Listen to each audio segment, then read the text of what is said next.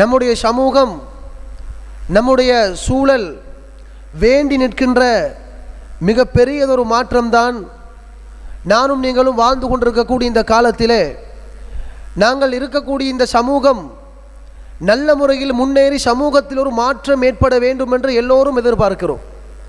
படித்த மட்டத்திலிருந்து படிக்காத சாதாரண மனிதர்களிடமிருந்து கூட அவர்களுடைய ஆசை என்று நாங்கள் கேள்விப்படுகிற நேரத்திலே நாம் வாழுகின்ற இந்த சமூகம் நாளுக்கு நாள் முன்னேற வேண்டுமே தவிர ஒரு நாளும் பின்னடைவை நோக்கி நகரக்கூடாது என்பதில் எல்லோரும் உறுதியாக இருக்கிறார்கள். அந்த அடிப்படையில் சகோதரர்களை, இன்றைய குத்துபா பிரசங்கத்திலே சமூக மாற்றத்தில் அறிவின் பங்களிப்பு எவ்வாறு இருக்க வேண்டும், அதனுடைய தாக்கம் எந்த அளவுக்கு அதிகமாக இருக்க வேண்டும் என்பதை குர்ஆனிலிருந்தும் ஹதீஸிலிருந்தும் சில வரலாற்று சான்றுகளிலிருந்தும் எங்களுக்கு இந்த குத்துபாவிலே சுருக்கமாக பார்க்கலாம். அன்புக்குரிய சகோதரர்களே, இந்த தலைப்பை தெரிவு செய்வதற்குரிய காரணம், நாங்கள் பார்க்கிறோம் இன்று சமூகத்திலே நாளுக்கு நாள் பல அநியாயங்களும் பல பிரச்சனைகளும் பல துரோகங்கள் பல ஏமாற்றங்கள் துஷ்பிரயோகங்கள் மோசமான பாவனைகள் என்று சமூகத்தில் நடக்கக்கூடிய பிரச்சனைகளையும் தவறுகளையும் எங்களுக்கு அடுக்கிக் கொண்டே போகலாம். ஒவ்வொரு பெற்றோர்களுடைய கவலையை பார்க்கிற நேரத்தில் ஒவ்வொருத்தருடைய பிரச்சனையும் வெவ்வேறாக நமக்கு அவதானிக்க முடிகிறது. அவர்கள் சொல்லுவார்கள், பாருங்கள் எங்களுடைய பிள்ளை போதைக்கு அடிமையாக இருக்கிறார்கள். இன்னும் சிலர் சொல்லுவார்கள், என்னுடைய பிள்ளை திருமணம் முடித்து கொடுத்து 2 மாதங்களிலே டிவோர்ஸுக்கு போகிற நிலைமையில் எங்களோட பிள்ளை இருக்குது. இன்னும் சில பெற்றோர்கள் சொல்லுவார்கள், பிள்ளைகள் பெற்றோர்களுக்கு கட்டுப்படுகிறார்களே இல்லை. இன்னும் சில இடத்தில் பிள்ளைகள் பெற்றோர்களை வீட்டை விட்டு விரட்டி இருக்கிறார்கள். நீங்கள் பஜாருக்கு போனீங்கன்னா வியாபாரத்தில் ஏமாற்றமும் மோசடியும் பொய்யும் களவும் இப்படி அதில் ஒரு பகுதி. அதே நேரத்தில் சொத்து பங்கீடை பார்த்தீர்களாக இருந்தால் தாத்தாவுக்கு ஒரு மாதிரி, தங்கச்சிக்கு ஒரு மாதிரி, நானாக்கு தம்பிக்கு ஒன்றும் இல்லை, இப்படி அதில் ஏகப்பட்ட பிரச்சனைகள். இப்படி எங்களோட சமூகம் நிறைய பிரச்சனைகளுக்கு நாளுக்கு நாள் முகம் கொடுத்து கொண்டு வருகிறோம். இப்போ சிலர் சொல்லுவாங்கன்னு தெரியுமா, எங்களோட புள்ள போதைக்கு அடிமையாக இருக்கிறார், அதுக்கு ஏதாவது ஒன்று செய்யுங்கன்றுவாங்க, பார்த்து கொஞ்சம் திருத்தி தாங்கன்றுவாங்க. இன்னொரு பெற்றோர் வருவார், எங்களோட புள்ள கல்யாணம் முடிச்சு கொஞ்ச நாள் டிவோர்ஸ் ஆக போகுது, அதை கொஞ்சம் சமாளிச்சு விடுங்கன்றுவாங்க. களவு, மோசமான கொள்ளை, அதே போன்று இப்படி சமூகம் எதிர்க்கின்ற மக்களால் வெறுக்கப்படுகின்ற பாவத்தில் என்னுடைய பிள்ளைகள் மூழ்கி இருக்கின்றார்கள், அவர்களை மீட்டி தாருங்கள் என்றுவார்கள். புகைப்பழக்கத்தினாலும் போதையினாலும் அடிமையாக்கி கொண்டிருக்கிறார்கள்.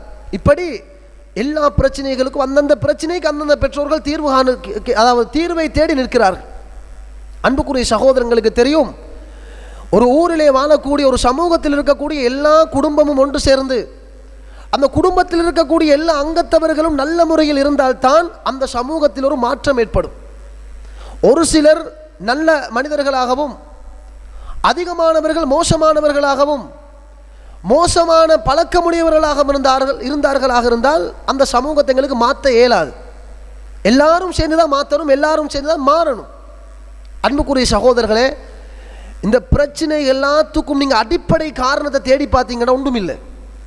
சிறு வயதிலே இருந்து கொடுக்கப்பட வேண்டிய மார்க்க அறிவு, நானும் நீங்களும் ஏற்றுக்கொண்டிருக்கக்கூடிய இஸ்லாத்தை பற்றிய அறிவும் தெளிவும் எங்களுடைய பிள்ளைகளுக்கும் எங்களுடைய வயோதிபர்களுக்கும் எங்களுடைய வாலிபர்களுக்கும் எங்களுடைய இளம் பருவத்தினர்களுக்கும் பெண்களுக்கும் யாருக்கும் கொடுக்கத்துக்கு நம்ம எப்போ தவறுறோமோ, பிள்ளைகளுக்கு இஸ்லாத்தை பற்றி படித்து கொடுக்க, அல்லாவை பற்றி படித்து கொடுக்க, ரசூலை பற்றி படித்து கொடுக்க, சொர்க்கம் நரகம் பாவம் நலவு கெடுதி இவைகளை பற்றி படித்து கொடுக்க எப்போ தவறுறோமோ, எப்போ அந்த பிழையை விட்டோமோ, அப்பொழுதுதான் எல்லா பிரச்சனைகளும் தாண்டவமாடுகின்றதை நம்ம சமூகத்தில் பார்க்கலாம்.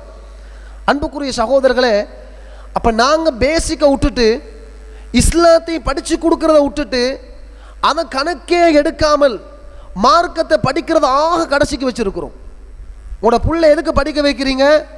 இங்கிலீஷில் படிக்க வைக்கணும், சயின்ஸில் படிக்க விடணும், கொமர்ஸில் படிக்க விடணும், யூனிவர்சிட்டிக்கு அனுப்பணும், நாளை சமூகத்தில் பெரிய ஒருத்தராக வரணும் என்று ஆசை வைக்கிறீங்க.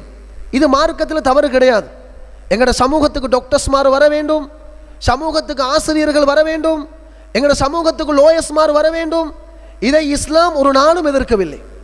ஆனால் அதே நேரத்தில் ஒரு விடயத்தை நாங்கள் தெளிவாக இருந்து கொள்ள வேண்டும். எங்கள் சமூகத்துக்கு வர வேண்டிய டாக்டர்ஸ்மாரும் ஆசிரியர்களும் லோயர்ஸ்களும் இஸ்லாத்தை புறந்தள்ளக்கூடிய முஸ்லிம் டாக்டர்களாக எங்களுக்கு தேவையில்லை.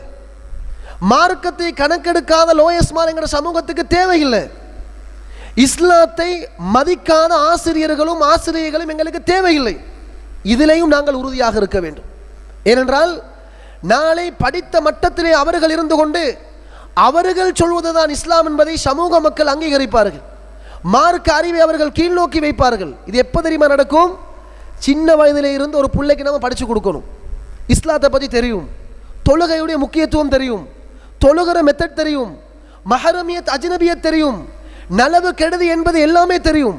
மார்க்கத்தோடு வளர்க்கப்படுறான். ஸ்கூலில் படிக்கிறார், பள்ளியில் வந்து படிக்கிறார், மதரசாவில் போய் படிக்கிறார், ஓஎல்ல பாஸ் பண்ணுறார், அட்வான்ஸ் லெவலுக்கு போகிறார், சயின்ஸில் நல்ல ஒரு மார்க்ஸ் எடுக்கிறார், மெடிக்கல் காலேஜுக்கு போகிறார், ஒரு டாக்டராக வர்றார். இவரை பற்றி நம்ம பயப்பட தேவையில்லை. ஏன் தெரியுமா? அவர் செய்கிற சேவை இஸ்லாத்தோடு சேர்த்து செஞ்சு கொண்டு போவார். யாருக்கும் அநியாயம் செய்ய மாட்டார். அதே நேரத்தில் மார்க்கத்தை படித்த ஒரு லோயர் உருவாகிறார். அவருக்கு தெரியும் எந்த சந்தர்ப்பத்திலையும் பொய் சொல்லக்கூடாது என்பது அவர் படிச்சிருக்கிறார். மார்க்கம் தெரியும். எனவே இப்படி படித்த மட்டத்திலே இஸ்லாமிய பற்றுள்ளவர்கள் உருவாக்குவதில் எந்த தவறும் கிடையாது. அது நம்முடைய சமூகத்துக்கு கட்டாயம் தேவை. அவர்களை உருவாக்குவது நம்முடைய கடமை. இதில் நம்ம எல்லாரும் கிளியராக இருக்கிறோம்.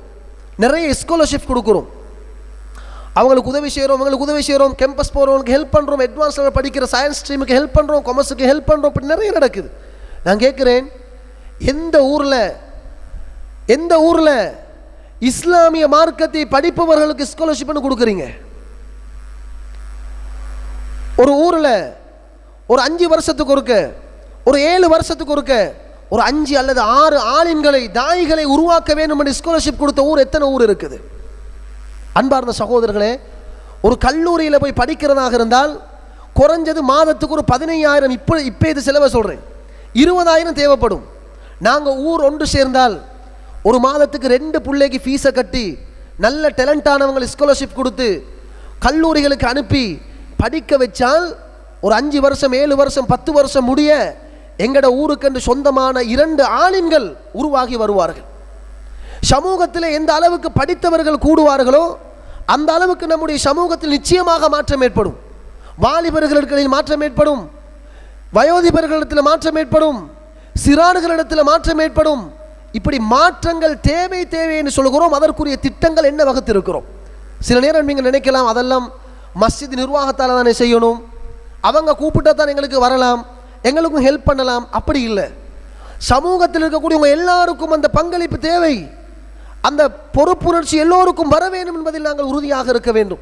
அன்புக்குரிய சகோதரர்களே, அது மாத்திரமல்ல, சமூகத்தில் ஒரு சிலரை ஆலிம்களாக அவர்களை படிக்க வைப்பது மாத்திரமல்ல எங்களுடைய பொறுப்பு. நாங்கள் எல்லோரும் இந்த இஸ்லாமிய மார்க்கத்தை படிக்க வேண்டும். நாங்கள் ஒவ்வொருத்தர், சிலர் வியாபாரியாக இருக்கலாம், சிலர் உத்தியோகம் செய்யக்கூடியவர்களாக இருக்கலாம், இன்னும் சிலர் பெரிய பெரிய தொழிலதிபர்களாக இருக்கலாம். நீங்கள் எந்த துறையில் இருந்தாலும் இஸ்லாத்தை பற்றிய அறிவும் தெளிவும் நிச்சயமாக இருக்க வேண்டும். அப்போ தான் எங்களுக்கு மறுமையில் வெற்றி பெறலாம். இல்லைண்டா கோடியில் சம்பாதிப்போம், லட்சத்தில் சம்பாதிப்போம், பெரும் பெரும் வீடுகளில் வாகனங்களை வச்சு நம்ம வாழ்கிறோம். மௌத்துக்கு போகிறோம், கபருக்கு நம்ம ஒன்றும் சேர்த்ததில்லை. நாங்கள் மௌத்தானதுக்கு போகிற எங்களோட பிள்ளைகளோட வாழ்க்கையை பார்த்தீங்கன்னா மார்க்கத்துக்கு முரணான வாழ்க்கை. யார் பொறுப்பு? பிள்ளைகள் வழிகட்டு போனால் நிச்சயமாக பெற்றோர்களிடத்தில் கேட்கப்படும். உங்களோட முயற்சி செய்கிறீங்க, முயற்சியை தாண்டி ஒரு புள்ள கெட்டு போகிறாருன்னா நீங்கள் பொறுப்பு இல்லை. ஆனால் நீங்கள் ஒரு முயற்சியும் எடுக்கலை. உலகம் உலகம் உலகம் அப்படியே நீங்கள் அலைஞ்சு கொண்டு போனீங்க, மார்க்கத்தை பற்றி பார்க்கவே இல்லை.